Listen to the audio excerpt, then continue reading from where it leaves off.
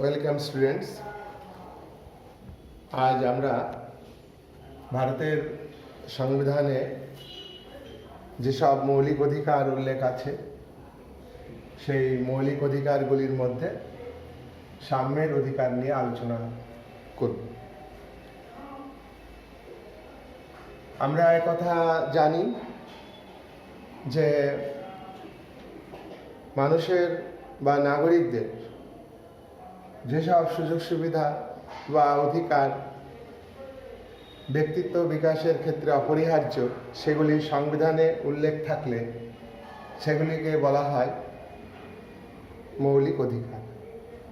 তা ভারতের সংবিধানে সাম্যের অধিকার উল্লেখ আছে, তাই এটা মৌলিক অধিকার।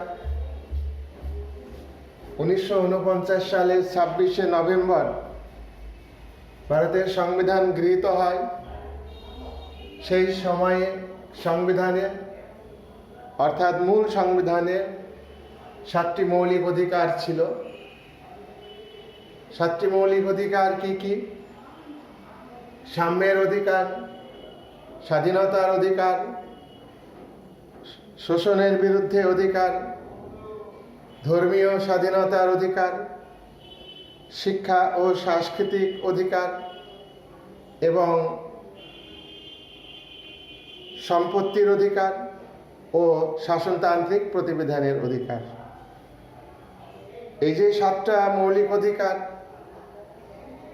এই অধিকারগুলির মধ্যে থেকে সম্পত্তির যে অধিকার, সেই অধিকারটিকে 1978 সালে 44তম সংবিধান সংশোধনের মাধ্যমে মৌলিক অধিকারের অধ্যায় থেকে বাদ দেওয়া হয়েছে। তাই সম্পত্তির অধিকার, রাইট টু প্রপার্টি, এটা একটা বিধিবদ্ধ অধিকার। সুতরাং বর্তমানে অর্থাৎ 1978 সালের পর থেকে ভারতের সংবিধানে 6টি মৌলিক অধিকার উল্লেখ আছে। সেই 6টি মৌলিক অধিকারের মধ্যে সাম্যের অধিকার একটি গুরুত্বপূর্ণ অধিকার। সাম্যের অধিকার ভারতবর্ষের সংবিধানে লিপিবদ্ধ করার ক্ষেত্রে ফরাসি বিপ্লবের যে আদর্শ, সাম্যের আদর্শ, সেই আদর্শের দ্বারা সংবিধান রচয়িতারা অনুপ্রাণিত হয়েছেন এবং এই সাম্যকে একটা রাজনৈতিক ধারণা হিসেবে ভারতের সংবিধানে লিপিবদ্ধ করা হয়েছে। মূল সংবিধানে 5টি সাম্যের অধিকার উল্লেখ আছে। 5টি সাম্যের অধিকার 14 থেকে 28 ধারায় উল্লেখ করা হয়েছে। 14 ধারায় যে সাম্যের অধিকারটি উল্লেখ আছে সেটা হলো দুটো বক্তব্য, দুটো অধিকার। এক, আইনের চোখে সবাই সমান, equality before the law. Equality before the law 14 ধারায় উল্লেখ আছে। আইনের চোখে সবাই সমান, একথার অর্থ কি? ভারতবর্ষের প্রত্যেকটি নাগরিক, ধনী গরিব, স্ত্রী পুরুষ, মধ্যবিত্ত নির্বিশেষে প্রত্যেকেই ভারতের আইনের চোখে সমান অধিকার ভোগ করবে। ভারতবর্ষের আইন কোনো রাষ্ট্রের প্রতি বৈষম্যমূলক আচরণ করবে না। আইনের চোখে সবাই সমান, এই যে বক্তব্য, এই অধিকারটি ভারতবর্ষের সংবিধানে লিপিবদ্ধ করা হয়েছে। ইংল্যান্ডের একজন সংবিধান বিশেষজ্ঞ এবং তাত্ত্বিক এভি ডাইসি, তিনি তার রুল অফ ল অর্থাৎ আইনের অনুশাসন এই গ্রন্থে এই গ্রন্থে আইনের চোখে সবাই সমান এই বক্তব্য তুলে ধরেছেন। তাই ভারতবর্ষের সংবিধান রচয়িতারা ইংল্যান্ডের ডাইসির আইনের চোখে সবাই সমান এই বক্তব্যের দ্বারা অনুপ্রাণিত হয়ে 14 ধারায় আইনের চোখে সবাই সমান এই কথাটি উল্লেখ করেছেন। আইনের চোখে সবাই সমান একথা বলা হলেও এই বক্তব্যের ব্যতিক্রম আছে। আমাদের দেশের সর্বোচ্চ শাসক প্রধান রাষ্ট্রপতি, রাজ্যের সর্বোচ্চ শাসক রাজ্যপাল এবং কিছু কিছু সরকারি কর্মচারীদের ক্ষেত্রে আইনের চোখে সবাই সমান এই বক্তব্যটি প্রযোজ্য নয়। এক্ষেত্রে ব্যতিক্রমের কথা সংবিধানের পাতায় উল্লেখ করা আছে, সেটাগুলো কিন্তু 14 ধারায় উল্লেখ আছে। 2 নম্বর যে সাম্যের অধিকার, তাহলে 1 নম্বর আইনের চোখে সবাই সমান, 2 নম্বরে বলা আছে আইনের দ্বারা সবাই সমানভাবে সংরক্ষিত হবে। আইনের দ্বারা সবাই সমানভাবে সংরক্ষিত হবে। ভারতবর্ষের সমস্ত নাগরিক ভারতের আইনের দ্বারা নিরাপত্তা পাবে। সব মানুষ, জাতি, ধর্ম, বর্ণ, ধনী, গরিব, স্ত্রী, পুরুষ নির্বিশেষে প্রত্যেকেই আইন দ্বারা সংরক্ষিত হবে। কোনো মানুষ অত্যাচারিত হলে, নিপীড়িত হলে, নিগৃহীত হলে তারা আইনের আশ্রয় নিতে পারবে এবং আইন তাকে রক্ষা করবে। এই বক্তব্যটি 14 ধারার দ্বিতীয় বক্তব্য। আইনের দ্বারা সবাই সমানভাবে সংরক্ষিত হবে। এই যে বক্তব্য, এটা মার্কিন সংবিধানের 14th সংশোধনের মাধ্যমে উল্লেখিত। আইনের দ্বারা সবাই সমানভাবে সংরক্ষিত হবে এই বক্তব্যকে ভারতবর্ষের সংবিধান রচয়িতারা গ্রহণ করেছেন। তাহলে আমরা বুঝতে পারছি 14 ধারার ক্ষেত্রে সংবিধান রচয়িতারা ব্রিটিশ শাসনতন্ত্র, ডাইসির বক্তব্য এবং মার্কিন যুক্তরাষ্ট্রের সংবিধানকে অনুসরণ করে এই অধিকারটি উল্লেখ করেছেন। আইনের চোখে সবাই সমানভাবে সংরক্ষিত হবে। এক্ষেত্রে শ্রেণী বিভাজনের ব্যবস্থা আছে। কে কেমনভাবে সংরক্ষিত হবে সে বিষয়ে বিচার করার দায়িত্ব ভারতের সুপ্রিম কোর্টকে দেওয়া হয়েছে। যাই হোক, আইনের দ্বারা সবাই সমানভাবে সংরক্ষিত হবে এই বক্তব্য ভারতবর্ষের শাসন ব্যবস্থা এবং রাজনীতির ক্ষেত্রে একটি গুরুত্বপূর্ণ বিষয়। তারপরে আমরা আলোচনা করব 15 ধারার কথা। ভারতবর্ষের সংবিধানের 15 ধারায় উল্লেখ করা হয়েছে। কি উল্লেখ করা হয়েছে? যে ভারত রাষ্ট্র ভারতবর্ষের নাগরিকদের প্রতি কোনো রকম বৈষম্যমূলক আচরণ করবে না। ভারত রাষ্ট্র এবং তার সরকার, রাষ্ট্রের সরকার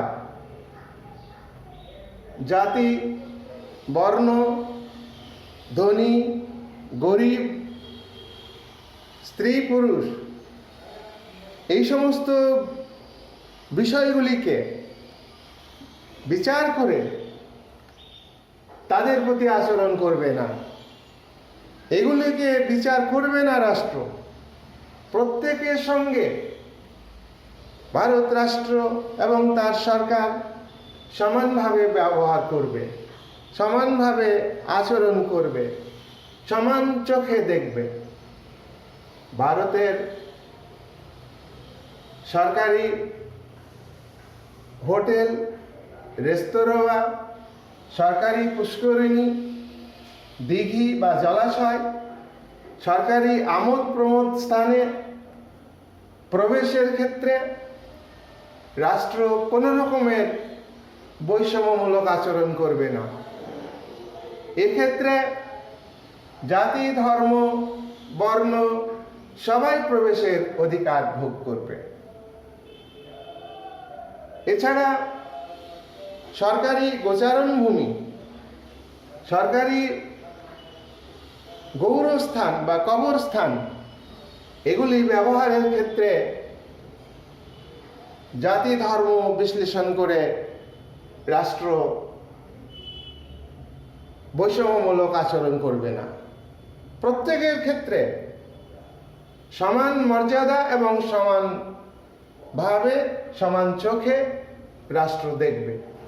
কিন্তু এই 15 ধারায় যেমন একথা বলা হচ্ছে যে ভারতের নাগরিকদের প্রতি কোনো রকমের বৈষম্যমূলক আচরণ করবে না, আবার 15(1) ধারাতে বলা আছে যে এই ধারার যে বক্তব্য তার ব্যতিক্রম আছে।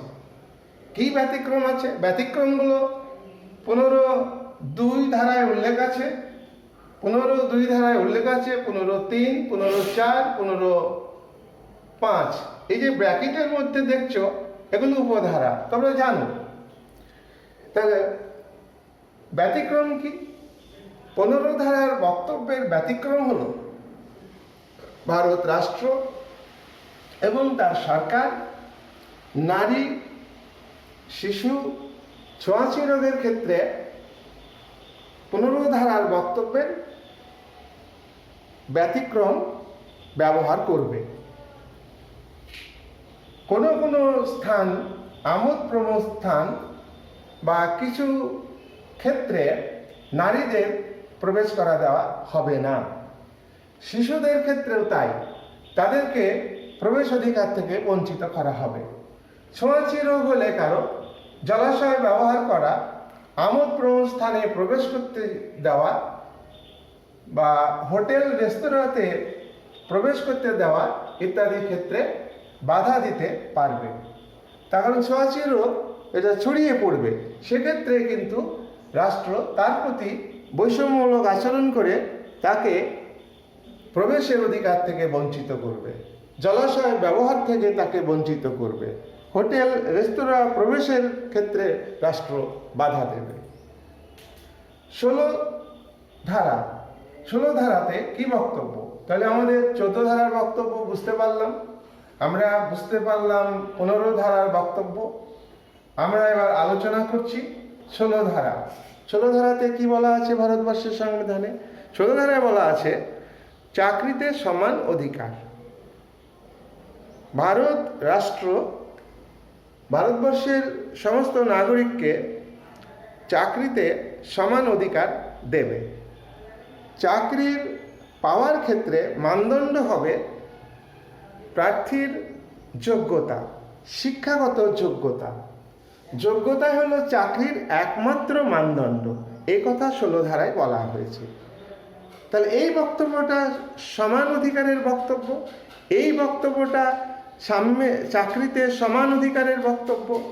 কিন্তু ভারতবর্ষ যখন স্বাধীনতা লাভ করে তখন ভারতবর্ষে একটি বিশাল জনগোষ্ঠী বা জনগোষ্ঠীর একটা বিশাল অংশ, তারা আর্থিক দিক থেকে পিছিয়ে ছিল, সামাজিক, রাজনৈতিক, শিক্ষা ও সাংস্কৃতিক দিক থেকে পিছিয়ে ছিল। তাই এদের সঠিকভাবে শিক্ষাগত যোগ্যতার বিকাশ ঘটেনি, তাই এরা অনেক পিছিয়ে আছে। এদেরকে এগিয়ে আনার জন্যে, জনগণের মূল স্রোতে আনার জন্যে এদেরকে বিশেষ সুযোগ সুবিধা দানের ব্যবস্থা কথা 16(1) ধারায়, 16(2) ধারায়, 16(3) ধারায় এসব ইত্যাদি ধারাতে বলা রয়েছে। তাহলে চাকরিতে সমান অধিকারের ব্যতিক্রমও আছে ভারতবর্ষের সংবিধানে আছে। ভারতবর্ষের সংবিধানে তফসিলি জাতি, তফসিলি উপজাতির নির্দিষ্টভাবে কোনো সংজ্ঞা দেওয়া হয়নি, নির্দিষ্টভাবে কোনো ধারণা দেওয়া হয়নি। শুধু এই কথা বলা আছে যারা আর্থিক দিক থেকে পিছিয়ে আছে, যারা সামাজিক দিক থেকে পিছিয়ে আছে, যারা অর্থনৈতিক দিক থেকে পিছিয়ে আছে, তাদেরকে এগিয়ে আনতে হবে। তাই এদের মধ্যে তপশিলি জাতি, শিডিউল কাস্ট, তপশিলি উপজাতি, শিডিউল ট্রাইব, এদেরকে বিশেষ সুযোগ সুবিধা দিতে হবে। চাকরিতে এদের অর্থাৎ এসসিদের 15% এবং এসটিদের 7.5%, এসসিদের 15% আর এসটিদের 7.5% সংরক্ষণের কথা ভারতবর্ষের সংবিধানে আছে। এইবার পরবর্তীকালে তাহলে মোট পার্সেন্টেজ কত সংরক্ষণ এখানে আমরা পাচ্ছি? 22.5%। তোমরা জানো 1980 সালে মন্ডল কমিশন বলে একটা কমিশন তৈরি হয়। এই মন্ডল কমিশনের রিপোর্টে বলা হয় যে এসসি এবং এসটি বাদেও ভারতবর্ষের অনেক জাতি উপজাতি পিছিয়ে আছে শিক্ষা এবং সামাজিক দিক থেকে, তাই তাদেরকেও সংরক্ষণ দিতে হবে, এই কথা মন্ডল কমিশনের রিপোর্টে বলা হয়। 1980 সালে মন্ডল কমিশনের রিপোর্টে এই বক্তব্য থাকলেও সমকালীন কংগ্রেস সরকার, প্রধানমন্ত্রী ইন্দিরা গান্ধী এবং তার পরবর্তীকালে প্রধানমন্ত্রী রাজীব গান্ধী কার্যকরী করেননি। মন্ডল কমিশনের রিপোর্টে 1989 সালে বিশ্বনাথ প্রতাপ সিং তিনি কার্যকরী করার চেষ্টা করেন, কিন্তু তার বক্তব্য 27% ওবিসি আদার ব্যাকওয়ার্ড ক্লাসেস, ওবিসি আদার ব্যাকওয়ার্ড ক্লাসেস এদের হচ্ছে কত পার্সেন্ট বললাম? 27%। তাহলে 27% সুযোগ সুবিধা দিতে হবে। কিন্তু আমি সংক্ষেপে বলছি যে বিশ্বনাথ প্রতাপ সিং এটাকে কার্যকরী করতে গেলে সমকালীন বিজেপি, ভারতীয় জনতা পার্টি চরম বিরোধিতা করে এবং আন্দোলনের চাপে পড়ে বিশ্বনাথ প্রতাপ সিং এর সরকারের পতন ঘটে। আমরা দেখব যে 1991 সালে কংগ্রেস বিরোধিতা করেছিল 1989 সালে। আবার এই কংগ্রেস তোমার ওবিসি এটাকে চালু করলো 27% 1991 সালে। তখন প্রধানমন্ত্রী ছিলেন পিভি নরসিংহ রাও। তাহলে ওবিসি অন্যান্য অনগ্রসর শ্রেণী, আদার ব্যাকওয়ার্ড ক্লাসেস, তাদের জন্য দেওয়া হলো 27%। তাহলে সংরক্ষণ কত হলো? 49.5 হচ্ছে সংরক্ষণ। আমরা 2019-এ এসে দেখছি আর্থিক ভিত্তিতে ভারত সরকার চাকরিতে আর একটা কোটা দিল 10%। তাহলে মোট হচ্ছে 59.5% সংরক্ষণ, বাকিটা জেনারেল।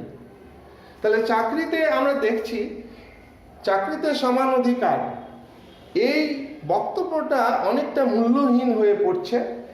ভারতবর্ষের সংবিধানকে সংশোধনের মাধ্যমে আমরা একথা আমাদের মনে রাখতে হবে যে মৌলিক অধিকার চেঞ্জের ক্ষেত্রে ভারতের সংবিধানকে পরিবর্তন করতে হবে এবং এখানে বিশেষ পদ্ধতিতে পরিবর্তন করতে হয়। তাহলে চাকরিতে সমান অধিকার এই বক্তব্যটা অনেকটাই গুরুত্বহীন হয়ে পড়ছে। কেন? 59.5 অর্থাৎ 59.5% তোমার রিজার্ভেশনের ব্যবস্থা ভারতবর্ষের সংবিধানে আছে। এবার আমি আসছি 17 ধারার বক্তব্য। 17 ধারাতে কি বলা আছে? অস্পৃশ্যতা দূরীকরণ, অ্যাবলিশন অর আনটাচেবিলিটি, অর্থাৎ অস্পৃশ্যতা দূরীকরণ। ব্যাপারটা কি? ছোঁয়া গেলে জাত চলে যাবে। ভারতবর্ষের সমাজে, ব্রিটিশ ভারতবর্ষে এবং তার আগে থেকে সেই আর্য যুগের পরবর্তীকাল থেকে, সেই আর্য যুগ থেকে যে উচ্চ বর্ণের মানুষ যদি নিম্ন বর্ণের মানুষকে ছুঁয়ে ফেলে বা নিম্ন বর্ণের মানুষ উচ্চ বর্ণের মানুষকে ছুঁয়ে ফেলে, তাহলে উচ্চ বর্ণের জাত চলে যাবে। এইটা হচ্ছে অস্পৃশ্যতা। এটা ভারতবর্ষের রাজনীতিতে, ভারতবর্ষের শাসন ব্যবস্থা একটা দুষ্ট খত, একটা আলসার বলতে পারো। তাহলে এই জিনিসটাকে দূর করা দরকার, এই জিনিসটাকে দূর করা দরকার। তোমরা জানো আমাদের এই সংবিধান রচনার খসড়া কমিটির সভাপতি ডক্টর বি.আর. আম্বেদকর, তাকে আলাদা জায়গায় বসে মানে পড়াশোনা করতে হয়েছে। সে সম্মান মর্যাদার সঙ্গে পড়াশোনা করতে পারেননি। তাহলে এই অস্পৃশ্যতা দূরীকরণের ব্যাপারে তিনি যেহেতু সংবিধানের মূল ব্যক্তি, ভারতবর্ষের সংবিধানের জনক, সংবিধান রচনার জনক এবং সব পিতা, ফাদার অফ ইন্ডিয়ান কনস্টিটিউশন, তাই এই বিষয়টাকে তিনি গুরুত্ব দিতে পেরেছেন এবং সেটা বলা হচ্ছে যে অস্পৃশ্যতা আইনত দণ্ডনীয়। অস্পৃশ্য আচরণ করলে আইনগত দিক থেকে সেটা অপরাধ এবং যে এই ধরনের আচরণ করবে সে শাস্তি পাবে। এই অস্পৃশ্যতা দূরীকরণ এটা 17 ধারায় যেমন উল্লেখ করা হলো, তেমনি এটাকে বাস্তবায়িত করার জন্য 1955 সালে ইন্ডিয়ান পার্লামেন্ট একটা আইন পাস করলো। সেই আইনটার নাম কি? এই আইনটার নাম হলো অস্পৃশ্যতা দূরীকরণ আইন। অস্পৃশ্যতা দূরীকরণ আইন, অ্যাবলিশন অফ আনটাচেবিলিটি অ্যাক্ট 1955 সালে ইন্ডিয়ান পার্লামেন্ট তাহলে কি করলো? অস্পৃশ্যতা দূরীকরণ আইন পাশ করলো।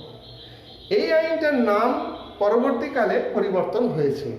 বর্তমানে এই অস্পৃশ্যতা দূরীকরণ আইন এই নামের পরিবর্তে protection of civil rights act, protection of civil rights act, এটার ব্যাখ্যাটা আরো বেশি তাৎপর্যপূর্ণ। ওটা হচ্ছে শুধু অস্পৃশ্যদের ক্ষেত্রে অধিকার ক্ষুণ্ণ হলে তাকে প্রোটেকশন দিবে, আর এখানে হচ্ছে protection of civil rights act, অর্থাৎ অস্পৃশ্য ছাড়াও যারা সাধারণ মানুষ, অন্যান্য মানুষ, তারাও কিন্তু সুরক্ষা পাবে, সামাজিক ক্ষেত্রে সুরক্ষা পাবে। তাদের অধিকার যদি ক্ষুণ্ণ হয় সেটা ভারত সরকার দেখবে।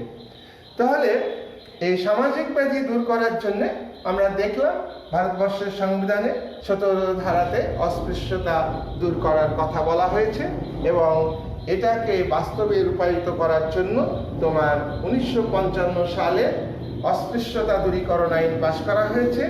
পরবর্তীকালে এই আইনটাকে চেঞ্জ করা হয়েছে, আইনের নাম হয়েছে protection of civil rights act. কিন্তু এই কথা আমাদের মনে রাখতে হবে, আইন করে এবং সংবিধানে উল্লেখ করে অস্পৃশ্যতা দূর করা বাস্তবে সম্ভব নয়। এটা মানুষের মধ্যে শিক্ষা, সচেতনতা, মানসিকতা যদি চেঞ্জ করা না যায়, সচেতন না হয় মানুষ, তাহলে কিন্তু অস্পৃশ্যতা দূর করা সম্ভব হবে না। তবে কথা এই ধারার তাৎপর্য এই যে আগের থেকে যত দিন যাচ্ছে অস্পৃশ্যতা দূর হচ্ছে, এ কথা সত্য। এবার আমরা আসব 18 ধারা। 18 ধারাতে কি বক্তব্য আমরা দেখব। 18 ধারাতে সাম্যের অধিকারের কথা উল্লেখ করা হয়েছে যে ভারত রাষ্ট্র কারোর প্রতি বিশেষভাবে মানে ব্যবহার করবে না বা কাউকে বিশেষ সুযোগ সুবিধা দেবে না। বিশেষ সুযোগ সুবিধা দেওয়া মানে কি? সেটা অসাম্য। রাষ্ট্র যদি কাউকে বিশেষ সুযোগ সুবিধা দেয় সেটা হলো বৈষম্য, অসাম্য, তাহলে সেটা সাম্যের অধিকারের বিরোধী। তাই ভারত রাষ্ট্র তোমার ভারতের জনগণকে সমান চোখে দেখার জন্যে উপাধি প্রদান, বিশেষ কাজের জন্য বিশেষ উপাধি প্রদান নিষিদ্ধ ঘোষণা করেছে 18 ধারায়। কোনো ব্যক্তিকে ভারত রাষ্ট্র এবং তার সরকার উপাধি প্রদান করতে পারবে না। উপাধি প্রদান নিষিদ্ধ কথাটা আছে, হ্যাঁ। তাহলে এর বক্তব্য কি? যে বিশেষ কাজে বিশেষ সুযোগ সুবিধা দেওয়া মানে কি? ভারত সরকার মানুষকে, ভারতের সব লোককে সমানভাবে দেখলো না, এটা বৈষম্যমূলক আচরণ করলো, এটা সাম্যনীতির বিরোধী। কিন্তু ইন্ডিয়ান পার্লামেন্ট 1954 সালে একটি আইন পাশ করেছে। আইন পাশ করেছে যে বিশেষ কোনো ব্যক্তি বিশেষ কাজ করলে তাকে উৎসাহ দেওয়ার জন্যে তাকে পুরস্কার দেওয়ার দরকার, তাহলে মানুষ চেষ্টা করবে বিশেষ বিশেষ কাজ করতে। তাই খেলার ক্ষেত্রে, শিক্ষার ক্ষেত্রে, সমাজ সেবামূলক কাজের ক্ষেত্রে, রাজনৈতিক ক্ষেত্রে বিশেষ বিশেষ উপাধি প্রদানের ব্যবস্থা ভারত সরকার পার্লামেন্টে আইন করেছে 1954 সালে। এবং তোমরা এটা জানো যে পদ্মভূষণ, পদ্মশ্রী, পদ্মবিভূষণ এইসব উপাধি দেওয়া হয়। এটা 1954 সালের পর থেকেই এই ব্যবস্থা চালু হয়েছে। কিন্তু এটা অত্যন্ত বিতর্কিত, মূল সংবিধানে ছিল না। তাই 1978 সালে যখন জনতা সরকার ক্ষমতায় 1977 সালে জনতা সরকার ক্ষমতায় এলো, তখন প্রধানমন্ত্রী মোরারজি দেশাই তার সরকার আবার এটাকে সংশোধন করে উপাধি প্রদানের বিষয়টাকে, অর্থাৎ মূল সংবিধানকে গুরুত্ব দিয়েছে এবং পার্লামেন্ট আইন করে যে উপাধি প্রদানের ব্যবস্থা করেছিল সেটাকে বাতিল করে দিয়েছে। কিন্তু 1980 সালে কংগ্রেস আবার ক্ষমতায় এসছে, প্রধানমন্ত্রী শ্রীমতী ইন্দিরা গান্ধী এবং তার সরকার আবার পার্লামেন্টের যে আইন 1954 সালের আইন সেটাকে কার্যকরী করেছে। এবং বর্তমানে এই ধারার যে বক্তব্য সেটা ব্যতিক্রম হিসাবে বিশেষ কাজে বিশেষ উপাধি দেওয়ার রীতি রয়েছে। এবার আমরা 5টা ধারার বক্তব্য জানতে পারলাম। 5টা ধারার বক্তব্য 14 ধারায় আইনের চোখে সবাই সমান এবং আইন ভারতের সব নাগরিককে সমানভাবে রক্ষা করবে। আমরা 15 ধারায় পেলাম কি? 15 ধারায় পেলাম যে ভারত রাষ্ট্র এবং তার সরকার ভারতের জনগণের প্রতি কোনো বৈষম্যমূলক আচরণ করবে না, আচরণ করলে সেটা অন্যায় হবে। আমরা 16 ধারায় দেখতে পেলাম যে চাকরিতে সমান অধিকার, চাকরি হবে যোগ্যতার ভিত্তিতে, কিন্তু সেখানে আমরা ব্যতিক্রমগুলো উল্লেখ করেছি। এবার আমরা 17 ধারায় কি দেখলাম? 17 ধারায় দেখতে পেলাম যে অস্পৃশ্যতা আইনত দণ্ডনীয় এবং অস্পৃশ্যতা দূর করার জন্যে ভারত সরকার অর্থাৎ ইন্ডিয়ান পার্লামেন্ট সেখানে আইন পাশ করেছে 1955 সালে, অস্পৃশ্যতা দূরীকরণ আইন। সেই আইনটা পরবর্তীকালে পরিবর্তন হয়েছে, তার নাম পাল্টানো হয়েছে, protection of civil rights act নাম দেওয়া হয়েছে। তারপরে আমরা দেখলাম যে অস্পৃশ্যতা অনেকটাই দূর হয়েছে। তারপরে আমরা দেখলাম 18 ধারায় বিশেষ কাজে বিশেষ উপাধি প্রদান নিষিদ্ধ, অর্থাৎ উপাধি বা খেতাব কথাটা আছে, খেতাব দেওয়া যাবে না, রাষ্ট্র এই খেতাব প্রদান করতে পারবে না। কিন্তু 1954 সালে ইন্ডিয়ান পার্লামেন্ট বা ভারতের সংসদ আইন পাশ করে খেতাব বা উপাধি প্রদানের ব্যবস্থা করেছে। 1977 সালে ক্ষমতায় এসে জনতা সরকার পার্লামেন্টের ওই আইনটাকে বাতিল করে উপাধি দানের ব্যবস্থাকে বাতিল করে দিয়েছে। আবার 1980 সালে শ্রীমতী ইন্দিরা গান্ধীর সরকার উপাধি দানের ব্যবস্থা করা হয়েছে। আরেকটা ইনফরমেশন যেটা আমি ভুলে গিয়েছিলাম, 1996 সালে অ্যাওয়ার্ড কথাটা ব্যবহার হচ্ছে, এবং তোমরা লক্ষ্য করবে যে স্বাধীনতা দিবসে, প্রজাতন্ত্র দিবসে তোমার 26শে জানুয়ারি এই অ্যাওয়ার্ডগুলি দেওয়া হয়। যাই হোক, আমরা মূল বিষয়গুলো সম্পর্কে ধারণা লাভ করতে পারলাম। এবার আমাদের এটুকু জানতে হবে যে সাম্যের অধিকার সীমাবদ্ধ কিনা। তা আমরা নিরপেক্ষ বিচারে বলবো যে ভারতের সংবিধানে উল্লেখিত সাম্যের অধিকারের অনেক সীমাবদ্ধতা আছে, সেগুলো আমরা বলবো। এখানে আইনের চোখে সবাই সমান, এটা বাস্তবে কার্যকরী হয় না বা হয়নি। ধনী ব্যক্তিরা তাদের অর্থের সাহায্যে বেশি সুযোগ সুবিধা পায় আইনের কাছে, কিন্তু দরিদ্ররা আইনের থেকে বঞ্চিত হয়। আর ধনী ব্যক্তিরা যেভাবে আইনের দ্বারা এবং রাজনৈতিক ব্যক্তিত্ব যেভাবে আইনের দ্বারা সংরক্ষিত হয়, ভারতবর্ষের সাধারণ মানুষ কিন্তু সেইভাবে সংরক্ষিত হতে পারে না। তার কারণ আমাদের ভারতবর্ষ হচ্ছে ধন বৈষম্যমূলক সমাজ ব্যবস্থাকে গ্রহণ করেছে, এখানে উদারনৈতিক গণতান্ত্রিক রাষ্ট্রকে গ্রহণ করেছে। তাই উদারনৈতিক গণতান্ত্রিক রাষ্ট্রে যে আইনের চোখে সবাই সমান, আইনের দ্বারা সবাই সমানভাবে সংরক্ষিত হবে, এই বক্তব্যগুলি কার্যকরী হতে পারে না। আমরা লক্ষ্য করব যে ইংল্যান্ড একটা গণতান্ত্রিক রাষ্ট্র, পুঁজিবাদী উদারনৈতিক গণতন্ত্রকে সমর্থন করেছেন। সে দেশের বিশেষজ্ঞ বিশারদ, সংবিধান বিশারদ, তার বক্তব্যকে এখানে তুলে আনা হয়েছে। আর আইনের দ্বারা সবাই সমান মার্কিন যুক্তরাষ্ট্র গণতান্ত্রিক দেশের নেতা, সেখানেও কিন্তু ধন বৈষম্য আছে। সে দেশ ধনী দেশ হলেও সেখানে ধনী এবং গরিবের মধ্যে পার্থক্য আছে, এবং আমাদের ভারতবর্ষে ধনী গরিবের পার্থক্য আরও বেশি, আরও প্রকট। সেই কারণে আইনের দ্বারা সবাই সমানভাবে সংরক্ষিত হবে, এটা কার্যকরী করা হয়নি। এদিকে আমরা এই বক্তব্যগুলিকে ত্রুটিপূর্ণ বলে মনে করি। আমরা এবার আসছি, ভারত রাষ্ট্র বৈষম্যমূলক আচরণ করবে না। ভারতবর্ষের যে জনপ্রশাসন, ভারতবর্ষের সরকার ভারতীয় জনগণের প্রতি অনেক সময় বৈষম্যমূলক আচরণ করে। তারা ধর্মনিরপেক্ষ দৃষ্টিভঙ্গি দিয়ে সমাজের মানুষকে বিশ্লেষণ করতে পারে না। আমরা লক্ষ্য করি যে হোটেল, পুষ্করিণী, আমোদ প্রমোদ স্থানে সেখানে বিশেষ সম্প্রদায়ের মানুষকেও অনেক সময় হেনস্থ হতে হয় প্রশাসনিক কার্যকলাপের ফলে। এটাও বাস্তবে কার্যকরী পুরোপুরিভাবে হয়নি। আর চাকরিতে সমান অধিকার, ভারতবর্ষ সংবিধানে বলা হচ্ছে যে সাম্যের অধিকার, সব মানুষ সমান। কোনো মানুষকে বিশেষ সুযোগ সুবিধা দেওয়া মানেই সেটা বৈষম্যমূলক আচরণ, সেটা বৈষম্য, সেটা সাম্য নীতির বিরোধী। তাহলে সেক্ষেত্রে আমরা দেখছি যে আর্থিক ভিত্তিতে যদি মানে মানুষকে, পিছিয়ে পড়া মানুষকে সুযোগ সুবিধা দেওয়া যায় সেটা অন্য কথা, কিন্তু জাতির ভিত্তিতে যদি সংবিধানের জাতির ভিত্তিতে বিভিন্ন জাতির কথা উল্লেখ করে সংবিধানে তাদের সুযোগ সুবিধা দেওয়া হচ্ছে, এতে পরোক্ষভাবে জাতপাতের বিষয়টিকে বেশি গুরুত্ব দেওয়া হয়ে গিয়েছে। এই জাতপাত এভাবে দূর করা সম্ভব হয় না।